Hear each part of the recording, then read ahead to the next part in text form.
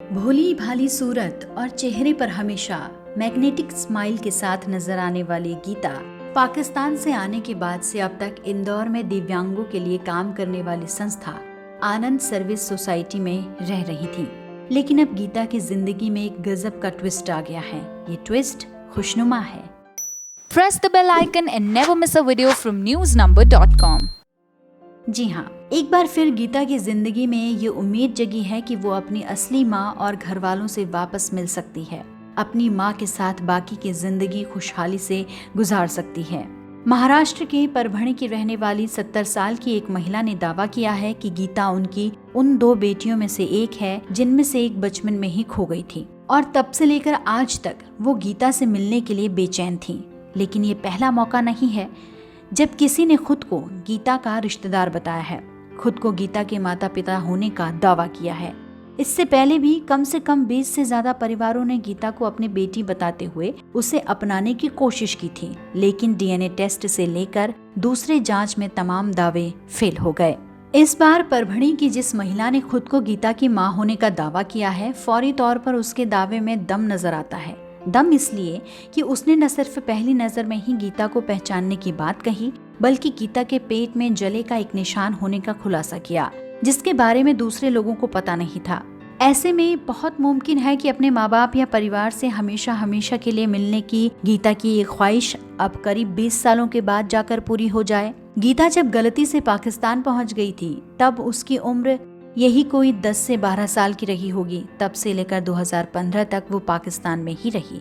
साल 2015 में गीता को भारत लाए जाने के बाद उसे तत्कालीन विदेश मंत्री सुषमा स्वराज और उनके मंत्रालय की कोशिश से इंदौर की आनंद सर्विस सोसाइटी को सौंपा गया। इस सोसाइटी ने न सिर्फ तब से लेकर अब तक गीता का ख्याल रखा, बल्कि मूक बधिरों की खास भाषा के जरिए उससे संवाद भी करते रहे, उसके खोए हुए परिवार को ढूंढ निकालने की कोशिश करते रहे।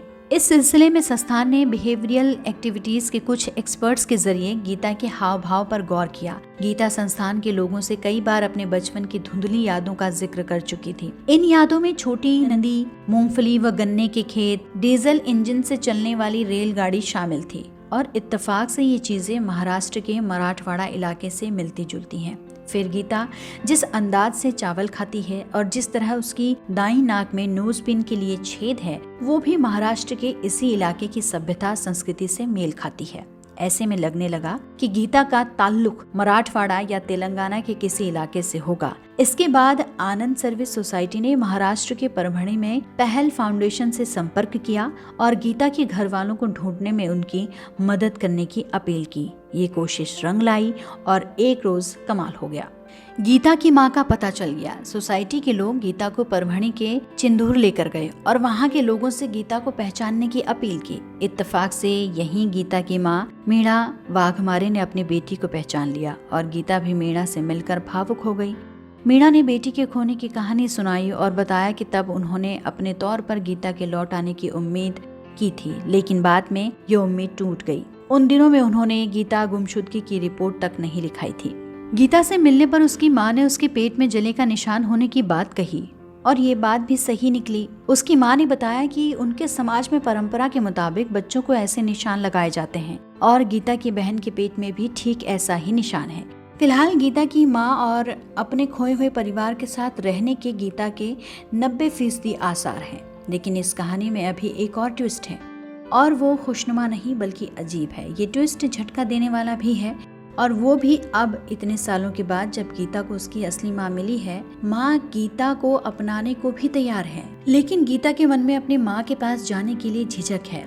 वो हिचकिचाती रही है। आखिर क्यों? उधर गीता बेशक अपने माँ बाप से दूर हो, लेकिन पाकिस्तान से लेकर हिंदुस्तान तक गीता की जिंदगी काफी बेहतर है।